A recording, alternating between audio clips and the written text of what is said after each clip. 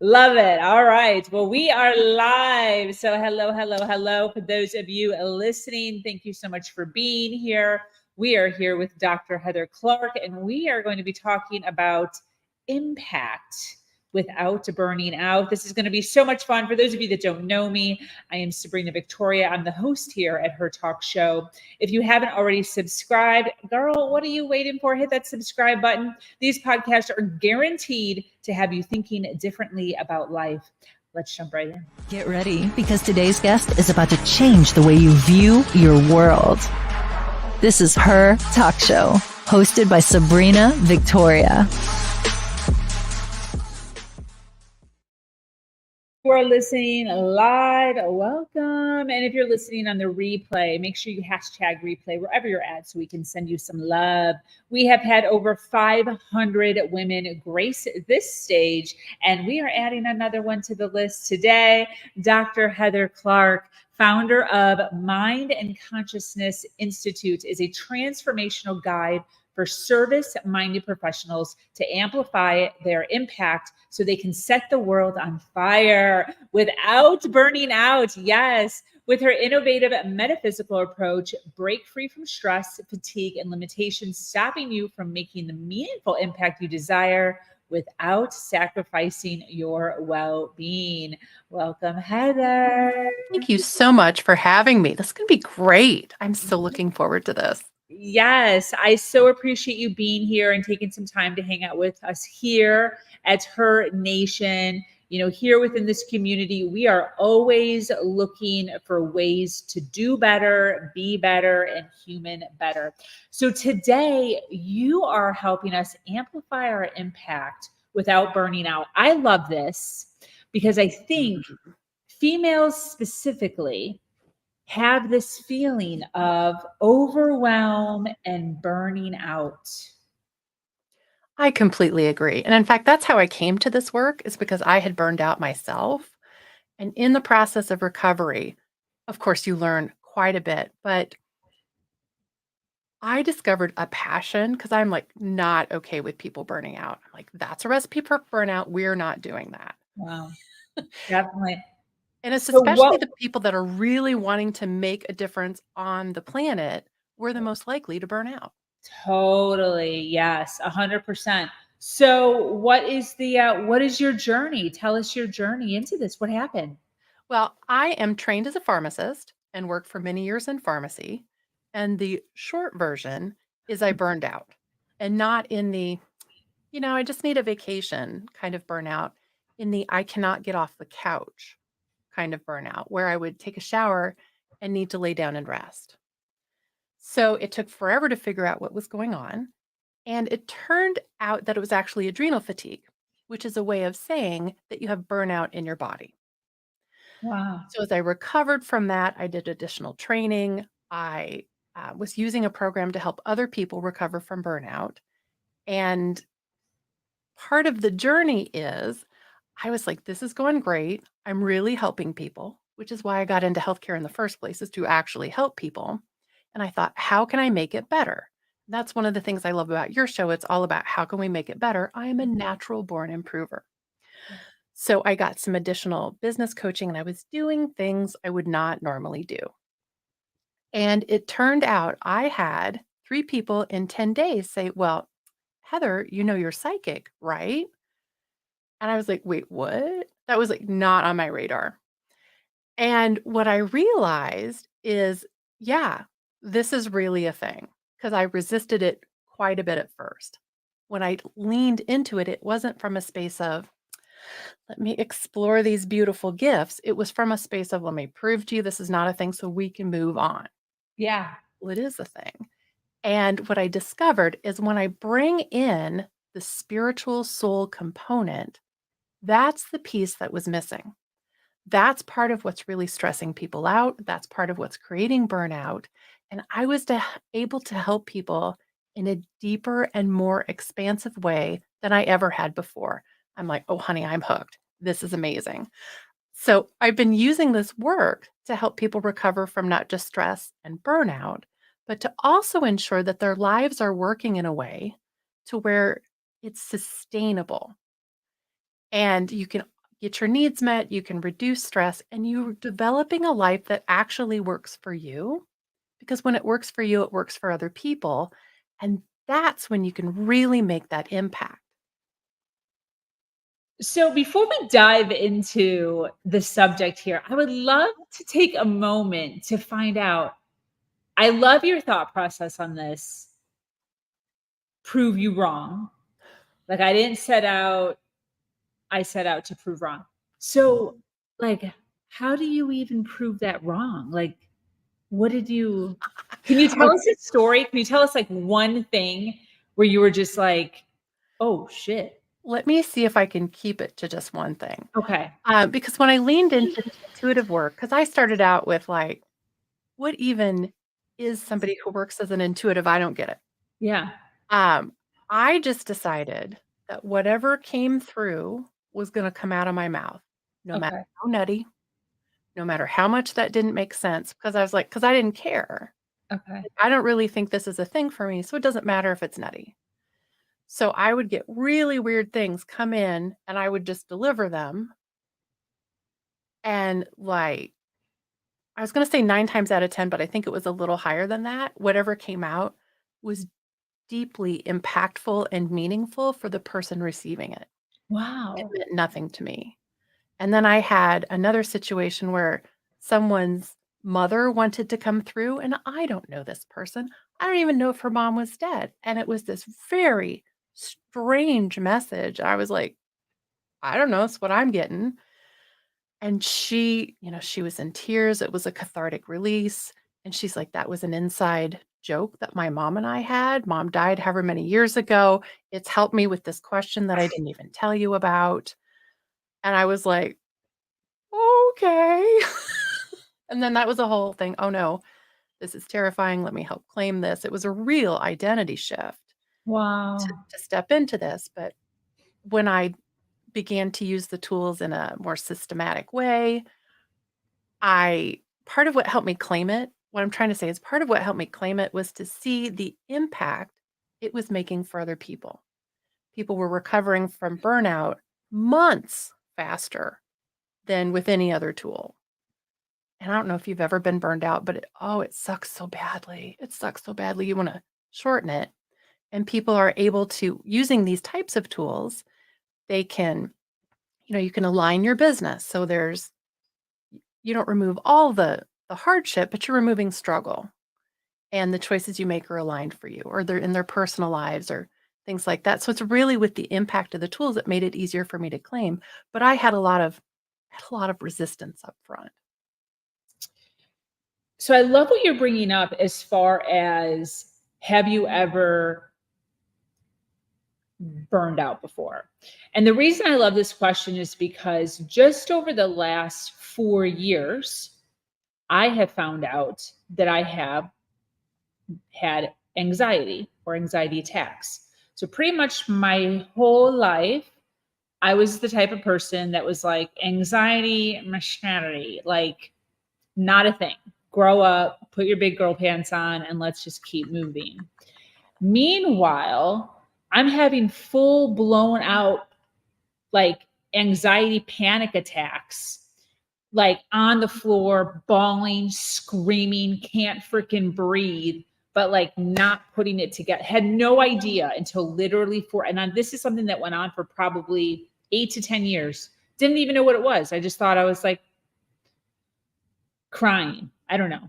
Now realizing having to stop on the side of the road because I couldn't breathe, that's an anxiety attack. Like I didn't know that, right? So I would love to start out by you just kind of telling us, how do we know if we're even at a point where we need to be speaking to someone like you? Because we don't always know, we don't always make the connection. So what are some things that we should be looking at our own life where maybe we're reaching close to one, or maybe we are in one?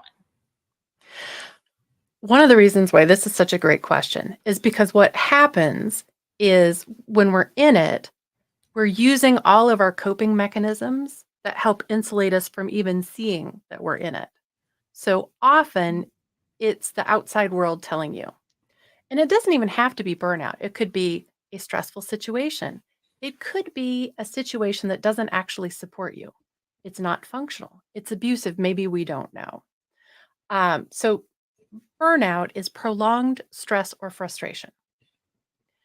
And it's there's different ways to define it in the literature, but that is basically what it boils down to. What I have discovered is it's a spiritual evolution. Is your soul went and evolved and then your life did not keep up with it. And what you're describing has some elements of that. So how do you know? It's like, okay, that's a great story. How would I ever know that? The easiest way is to look at, is what used to work for you not working anymore? That's one way, like, oh, well, I used to just, go for a run and that would manage my stress and everything settled down. Well, it's not working anymore. It's like you're being called into something different, removing things out of your life, which is often for people who want to make an impact.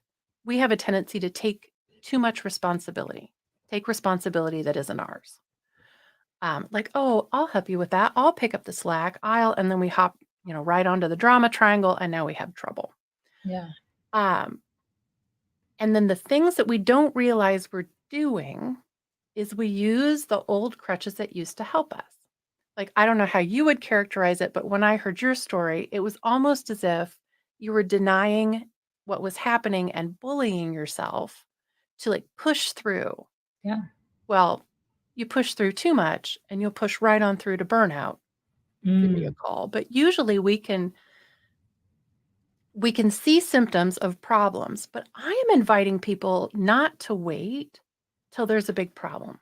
It's like we don't have to wait until, oh, I'm on the verge of a disaster or everything's already failed.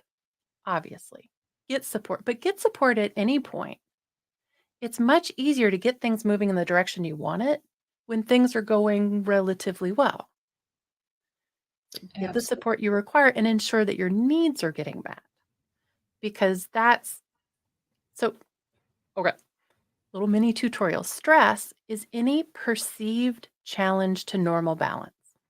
It can be real, it can be imagined, it can be remembered, it can be anticipated. That's all stress is a perceived challenge to normal balance. Prolonged stress, chronic stress, is an indication that your needs are not getting met. Because you don't want to bubble wrap yourself so that you never experience stress, because then you'll never build resilience. You won't be participating in the world. But the idea is you have stress and then you just rebalance from it. Oh, there's a new stress. And stress can be, oh no, I've got 3 unexpected new clients. That's a lovely stress, but it's still a stress. Stress could be exercise. That's a stress. Like, oh, this wonderful thing happened. This horrible thing happened. But the idea is then you just come back into balance. But when it keeps going on, it's your indication that your needs are not getting met. So it's just a matter of, what are my needs? How do I meet them? Got it. I love what you said as far as all the different kinds of stress. Can you say those again? You said real, imagined, or something? Yes. I'm just like, be careful asking me too many questions. This is like my favorite topic. Okay. So stress is a perceived challenge to normal balance. Stress is all about perception. Occasionally, you can reframe your thinking about something and it's not stressful. So I remember when I was doing my postdoc here in Kansas City, we were getting together with a bunch of other residents and we went out to dinner. I showed up late, little time blindness. And Heather, we have appetizers, have one. Thank you so much. I take a bite. I'm like, that is horrible. What is going on with this piece of shrimp? This is terrible. And they said, well, it's coconut shrimp. Oh, I tried again. I'm like, that is delicious. Totally. What changed? Yeah. Context, my perception, how I looked at it. Wow. So when we know it's all about perception, that gives us additional tools. And your body has no idea whether or not you are actually getting chased by that saber-toothed tiger right now. If it's real, if it's happening in the 3D tangible world, or if you're remembering it. Maybe it's a stress that happened before and you're thinking about it. Your body doesn't know, it's responding. Got it. Maybe you're imagining it. Like, ooh, the catastrophizing, the using your imagination in ways that aren't super helpful. Like, here's all the bad stuff that could happen and how can I prepare against that? But that's stressful. Your body doesn't know that it's just something you're imagining. Yeah. Or it's anticipated. Like, oh, this dinner could be terrible and I don't really know if I want to go. Well, it's the stress. So it's not just what's not happening right now. It is. It's happening in your mind, which is your consciousness, which is your experience. Absolutely. What a great visual too. So I think everyone can relate to that, where they eat something or drink something and you were expecting something else. So it's perceived. You're like, this is terrible. And then you like, oh no, it isn't. It's actually delicious. Now Yeah. that I know what it is. Yeah. Yes. 100%. Great, great visual. So I would love to, so I'm very systematic. Excellent. And I love how in the beginning, when you were first explaining this, you kind of mixed your like intuitiveness and systems. And I really appreciate that because I think that hits both sides, right? Like I can be a little more curious about something if there's a word in there that I appreciate. So I would love to know how this is mixed in though, because when I think of burnout, I think of these are the 3 things that you need to do in order to step 1. Step 2. So and that's just the way that I work, right? And I'm sure there's half the population is like that. But you're saying that there's a whole nother process to this. And I'm so curious if you could share, a tool or so of how do we mix this in order to pull ourselves out of this so that we can have more impact in our job, our family, our relationships. Yes, absolutely. And the reason why I'm making little faces over here, because so many times it's like, oh, here's a problem. Let me do a Google search. Yeah. Like, oh, here's my 3 steps to, Yeah. and then I you're like, even Google that. I will actually yeah, Google anytime I have a question. I'll be like, 3 steps to. That's the way that I start it because I don't want 7. It's too many steps. So I literally do 3 or 5 on like all the problems that I have so I can have a step by step. So I love that you're saying I that. love that approach. And the reason why, because I have had a personal experience where it's a top level thing. Like the Okay. answers you get seem really simple. Yeah. And then you do them and you're like, well, that helps a little. But my experience with myself and my clients is that at that point, we're just addressing symptoms. And I don't like to fool around with symptoms. I don't mind doing something about them, but I want to get down to what's the root problem? Where is your transformational leverage point? Where is the easiest place that we can start where we make a tiny little shift and it's got huge effects in your life that fully support you? That's where I'm at. That's why my step 1 is crucial, but it's difficult to do in an afternoon. It's a process. And step 1 is put yourself ruthlessly and relentlessly first. When it works for you, it works for everybody. This is Okay. how you prevent burnout. This is how you prevent stress. This is how you make an impact in your life and the lives of others. And there's a lot to this. This is not just fill your cup first. This is like, because with a lot of people are like, oh, I'm going to fill my cup and then I'm going to pour it into everybody else's and then no, put yourself first. Your Okay. cup never tilts. So you hold it under whatever rejuvenates you, whatever supports you, wherever your source is, and then you let it The overflow. and then other people can hold their cups up and like, oh, here, let me catch your overflow because you've put yourself first. Now, people that I work with tend to be like, oh no, but what about? And then insert all of the symptoms of your needs not getting met here. Like, what about people pleasing? What if people get upset with me? How will I not be important to them? No, I promise you. I promise you, your life will switch into something that's very functional, which means that it works and it's not dysfunctional. Yeah. It'll create more, it'll be generative, and it'll be easeful. Wow. Like eventually, it's like, I don't know, I just do that now. Like I was talking to somebody the other day and they had all these problems in their life. And I was like, wow, that's been years since I've had that because I decided to put myself first. Mm. Doesn't mean I'm a jerk. It doesn't mean that I'm not also taking my partner's needs into account. It doesn't mean that I'm just like narcissistically moving through life. This is about what do I require? What would support me? What are my needs? And I'd give you more steps, but that's a very big step. I love it. And That's even a the act of just considering what would support me here puts yourself first and switches everything. Yeah.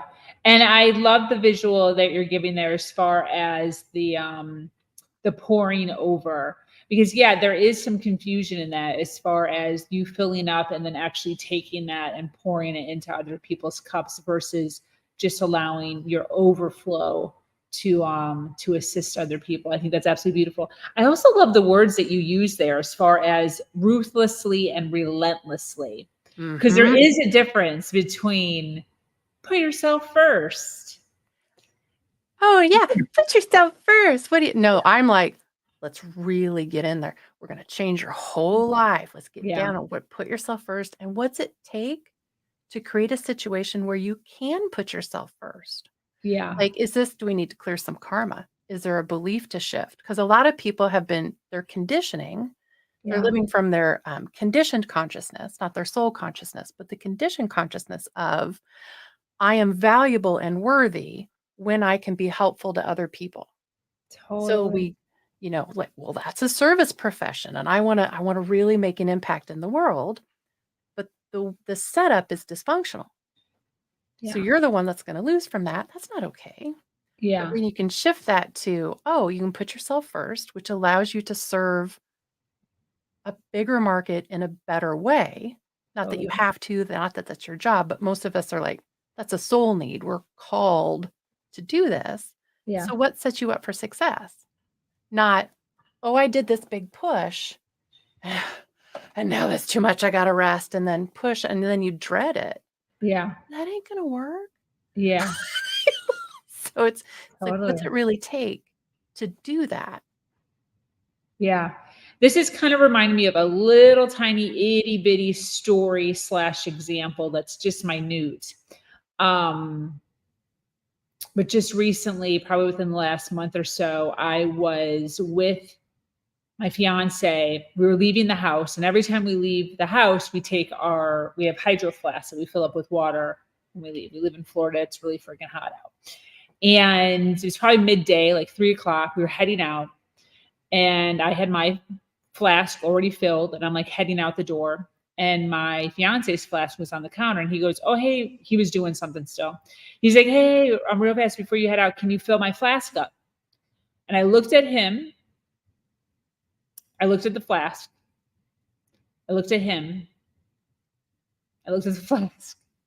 And I said, "No, I can't." And it sounds petty. It sounds narcissistic, which I love that you said that. It sounds so rude. Nope. And I walked out. I said, I'll meet you outside. I went into the car, and he comes back, and we're very much on a personal development arena, right? So like, if you do this with the right person, it works. If you do this with the wrong person, that could cause a whole slew of arguments.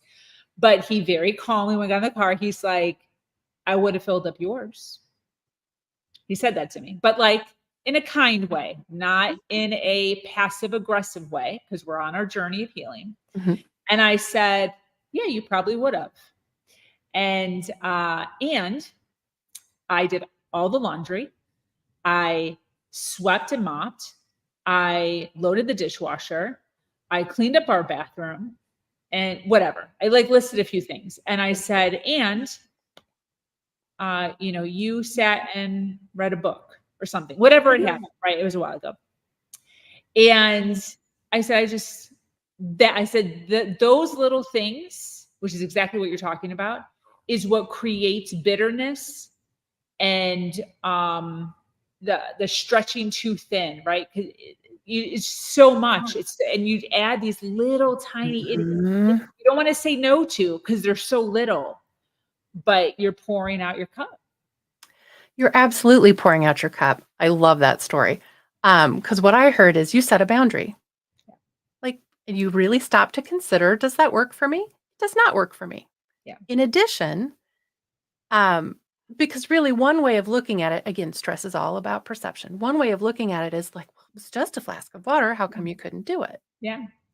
And the other way of looking at it is, right, it's just a flask of water. How come you couldn't do it? Yeah.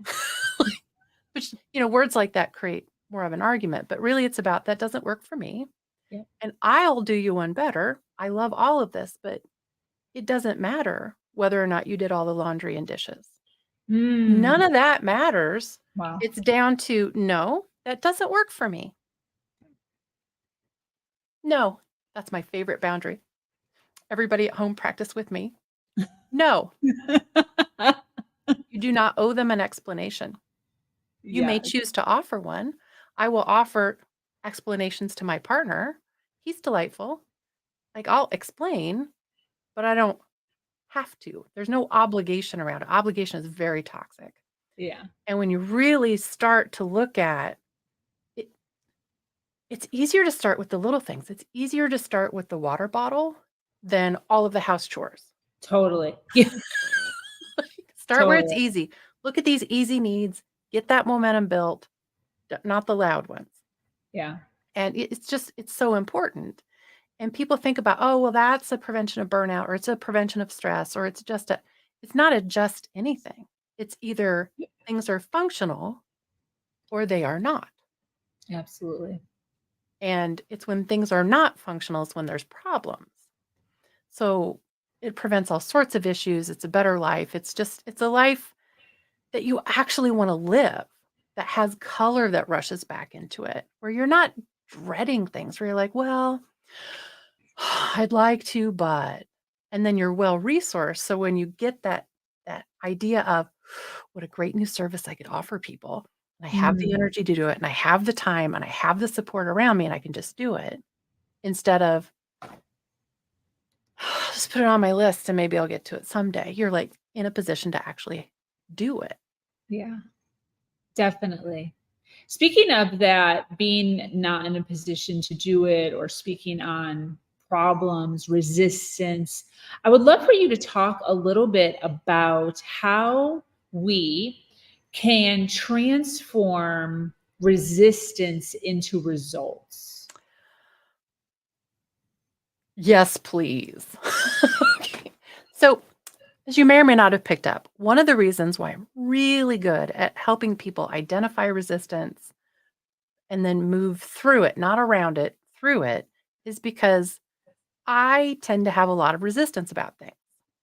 Like my whole, I'll just prove to you this isn't a thing, or I don't want to have to. I have an inner 4-year-old that could use, she needs a little nurturing sometimes.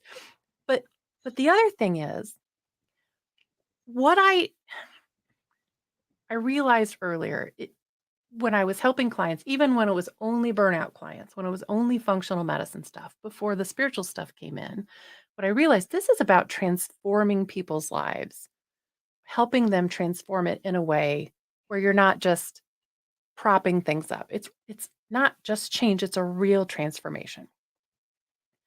What goes hand in hand with actual transformation, not just, oh, I changed a little bit, it is resistance.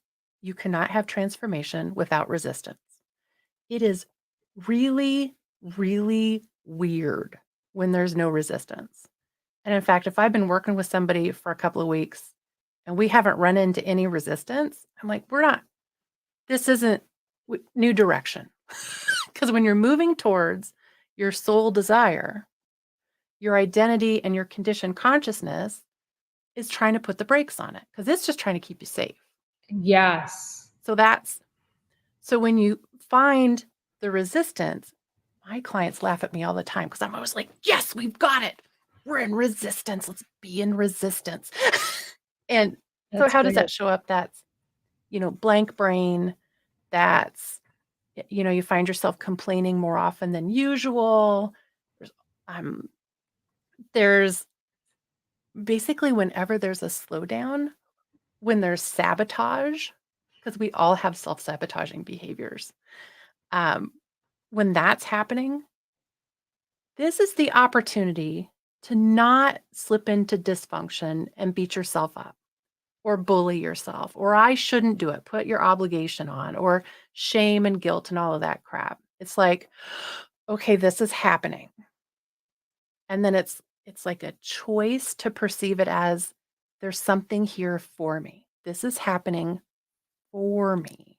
This is telling me I am going in a direction that is likely very aligned for me. Because there's a difference.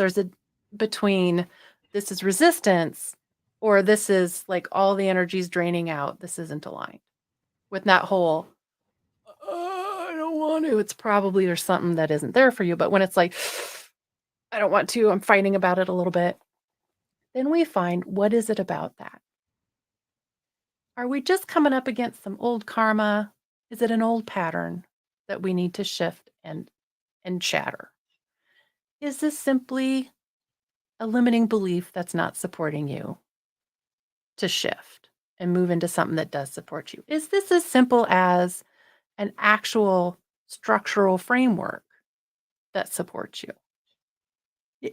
And then, because I've just recently realized one of the things that's been holding me back is I fool around in the morning with coffee. I have an AeroPress. The coffee's delicious. But what happens is I got to wait for the water to boil and then wait for it to brew. It's supposed to only be 30 seconds, but it's better at 4 minutes. And then do it and then rinse and then go back to work. Sounds simple. Should only take a moment. Been doing this for I don't know how many years. And just the other day I realized, so I sit down and I'm playing phone games while I'm waiting for this all to happen. Yeah. Yeah. And then I'm like, that water has been boiled for like an hour. Yeah. And I'm playing, whatever game I'm playing. I'm like, this isn't like, okay, you got me. Totally. I do that with TikTok all the time. Exactly. I'd be like, let me just watch 2 TikToks. Right. And well, that's only 2. And I'm pretty quick. Yeah. Here you are. Totally. So because I do this with clients, because you got to do your own work. You can't make an impact in the world if you're not using your own processes. It just doesn't work. So I'm like, okay, what is this? Am I on the verge of a big breakthrough and I'm sabotaging it? Is there something about the coffee? And what I discerned is that it's a little bit, I needed a structure to support me. So I'm going to get a different coffee maker. Easy. And then the other part is I have not built enough being time into my schedule. Ooh. So I feel deprived. So I will then unconsciously just do anything to kind of feel settled. And then I thought, great, but why would I don't want to use that time in the morning when I'm better at other stuff. I would rather move my being time to the afternoon where I can go sit on my back deck and enjoy nature. Yeah. Flipped it, fixed it. I love that. But I'm always like, is there a belief? Is there what's going on here? And then you just move through it and you're better supported. Totally. Yes. Yeah. And I tend to identify with loving to work, and for over 2 decades now, and just probably within the last 8 months have implemented this same thought process came to me where I realized I need to schedule me time. And I do it during my lunch. So whenever my lunch falls and on my schedule, so I still allow my schedule to fall how it falls, but I do mark off my lunch, wherever that is. And I don't do anything for work. So I'll literally turn on a show. I will watch TikToks, whatever it is, but something that is not work related, which sometimes I cheat, but try to make it non-work related and just fun. Again, go outside, same as you, to allow for that me time. Phenomenal. Absolutely. And I like to think of it as I love how you're doing this. And I did that for a while and I realized something about it wasn't working for me. I'm glad Okay. it works for you. It didn't work for me. Okay. So I had to like slice and dice it differently. Okay. How'd you do it? So for me, it's like rest and nervous system regulation and then rejuvenation. Okay. Because some of what I'm doing in my business is incredibly rejuvenating. So, client time after I'm done with a client call, almost always I'm like, this is amazing because it just lights me up so Yeah. much. But editing blog posts does not have that result for me. That is not a zone of genius. Totally. So, for me, it isn't so much work and not work, even though that is valid and wonderful. For me, I realize it's more about rejuvenating and then what actually responsibilities and Got resources. it. Got it. Yeah. So, and again, That totally makes sense. that's just a perception thing. Yeah. I But want to ask you a question. I know, and I don't know if this is even in your wheelhouse, so I apologize if it's not, but this is coming up for me as we're wrapping up here. When you talk about the word resistance, and we're on the topic of coaching, mentoring, helping, it is bringing up or reminding me when I was doing a lot of one-on-ones where you would hit that resistance and gave this really awesome, like, yes, resistance, we're doing great. My, because didn't know Dr. Heather Clark at that time, but the way that for the duration of a decade that I've been coaching, I have lost clients during that resistance Mhm. because they're scared, fearful, they don't want to do what I'm asking them to do, they're whatever, all the Yeah. things. There's a ton of coaches within her nation. Do you have a mindset reframing of some sort that you can give us when we are hitting resistance with our clients and they're maybe not rebooking a call? They're jumping off the call with some frustration. That's real. It's real. Not all coaching is like, yes, coach, excited. Yes, coach, excited. There's some clients where you jump off the call and you're like, fuck this.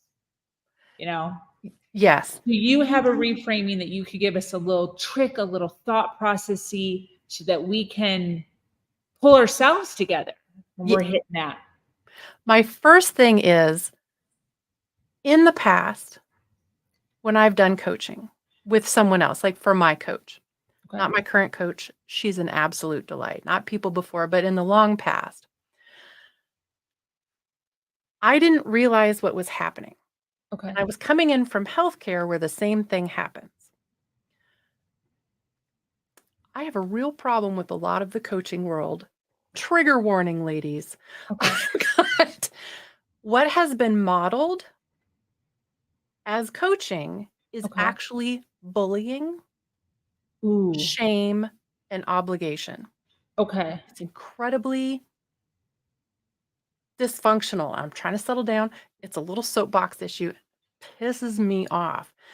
And when I was going through it, I was like, I'm really mad, but I don't know what's happening.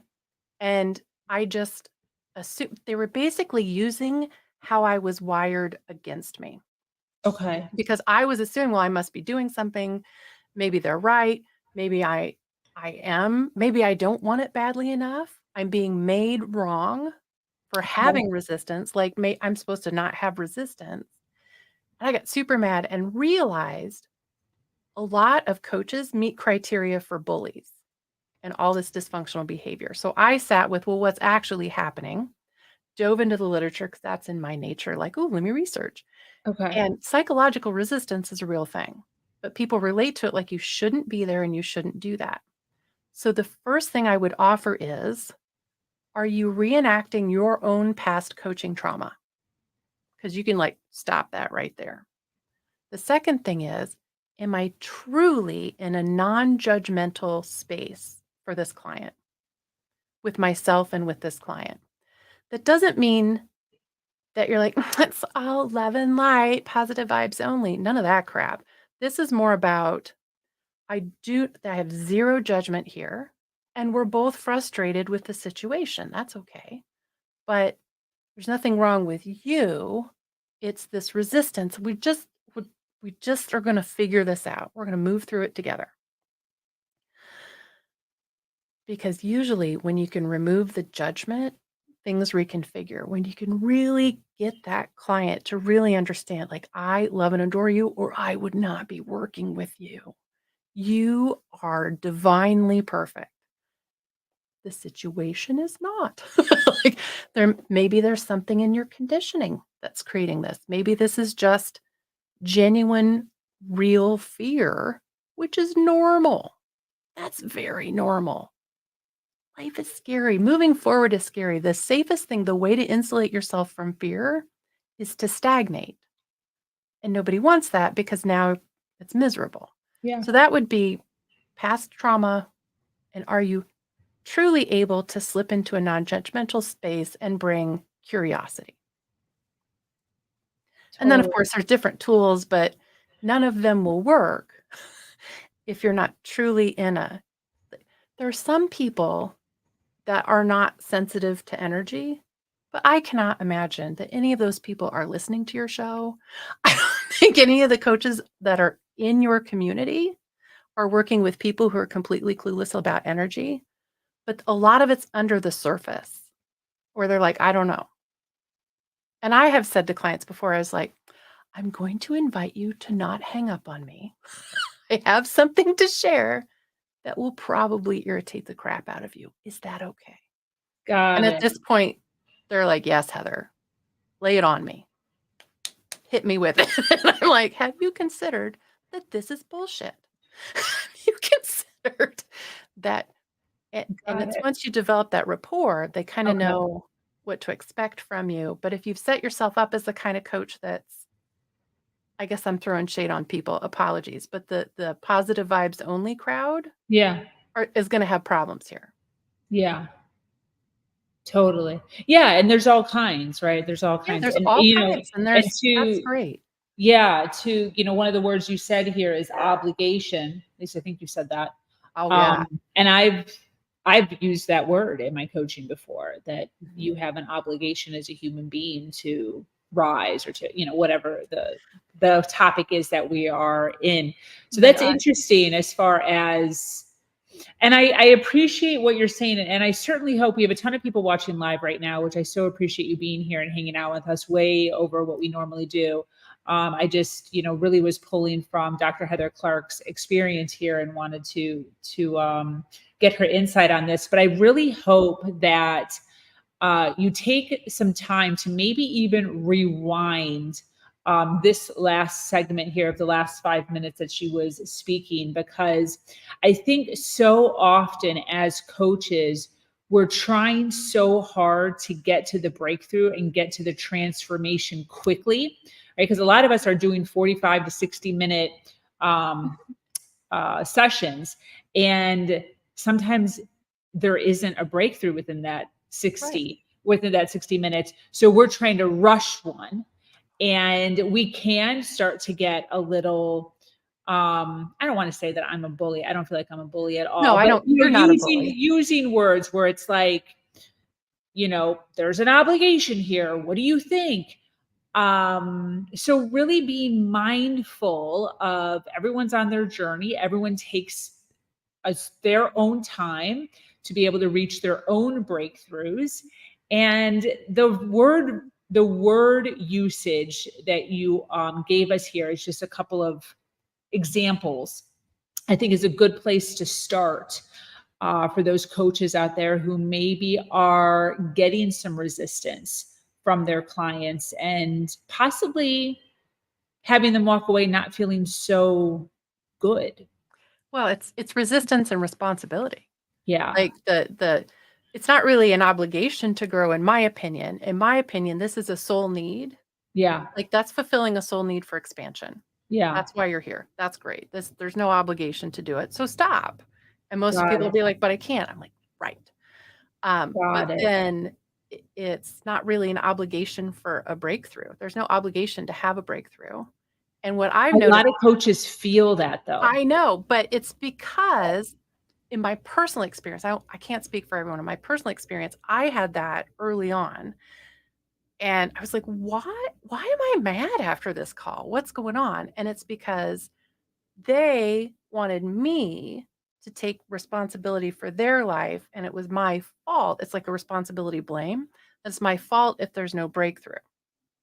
And once I realized that dynamic, I'm like, no, here's what my responsibility is. I'm going to show up. I'm going to be 100% present. Yeah. No judgment. We're going to find a way through together. And if that doesn't work for you, that's great. But like, this is about a balanced responsibility. And that is when everything shifted into happy fun times over here at Mind and Consciousness Institute, because there was like, I don't have bad clients that are draining. I am like, look forward to every one of them. And that isn't everybody's experience. And it's that who's responsible for what. And if they can't take responsibility, that's fine. What would support you? Yeah. It's not like, oh, but you have to. Like, no, then don't. Yeah. But That's this good. won't be fun. Definitely. Well, this has been an absolute delight, Dr. Heather Clark. I so appreciate you being here. As we're wrapping up, we have a ton of people that are here hanging on to your every word. They're obviously resonating with what you're saying. I would love for you to give us a short little rundown of what exactly you do and who should be reaching out to you. Who do you help? Thank you so much. It's such a delight to be here. This is so much fun. So people who are in service oriented. So I'm able to help people in jobs. I help people who are entrepreneurs, solopreneurs, large companies, whatever. Because the driver is actually, do you want to help people? Are you in service to others, not in servitude, or you're in servitude and you don't want to be? We can change that. Those are my people. And my people really appreciate the spiritual approach. These are people that are good with all the big picture stuff, the details. They understand the 3D world. This is likely not their first rodeo. A lot of people I get are already on a personal development journey. And I'm really good with people who are like, I'm out of gurus. Like I've already learned everything. And I was like, right, you're your own guru. Let's create that. And then helps them really get that expansion. So, and I would give you specifics about here's what we do, but it's too hard. It's like, I call them sessions. I show up. I am a deep listener, which is part of what creates that transformation. I do karmic clearing. We do energy work. We do belief shifting. We do different structure and support. Like there's lots of things we can do, but it's really about what do you want? And let's get you there. And I got involved in my discussion, and I have not gotten the second part of your question. I don't remember either. Where can people find you, and where do you hang out on social media? The best place to find me is mindandconsciousness.org. And every once in a while, I'll put a new freebie through there. If you download whatever free gift is up, the current one is about secret spiritual needs. The next one's going to be about stress and needs. But once you get on to the newsletter list, should you choose to join the community, then you'll have access to these things as they become available. I don't hang out a lot on social media. I'm easiest to find on Facebook. I'm also, and that's at Mind and Consciousness. And then I'm on Instagram. I'm Dr. Heather Clark over there. I'm technically on Twitter still, but that's not the best way to get to me. But really, it's through, if you come in through Real Clarity Call, I will show up, we will have a great conversation, and I'll connect you with whatever it is that you're requiring. Beautiful. Well, this has been great. For those of you who resonated with Heather and all the goodness that she shared today, be sure to connect with her. Her website is mindandconsciousness.org. It is in a clickable link in the description, wherever you are watching this at. She predominantly hangs out on Facebook. We love to connect people here on this platform in order to make sure that we all continue to rise. Any closing thoughts as we wrap up? Thank you so much. This has been such a delight. I love to share my work. I'm so pleased to be in your community. And I just welcome everybody. Thank you. Thank you. That brings us to the end of yet another incredible episode of Her Talk Show. Thank you, Heather, for sharing your wisdom and inspiring us all. To our dedicated listeners, thank you for staying with us into the very end. Remember to follow, like, and share.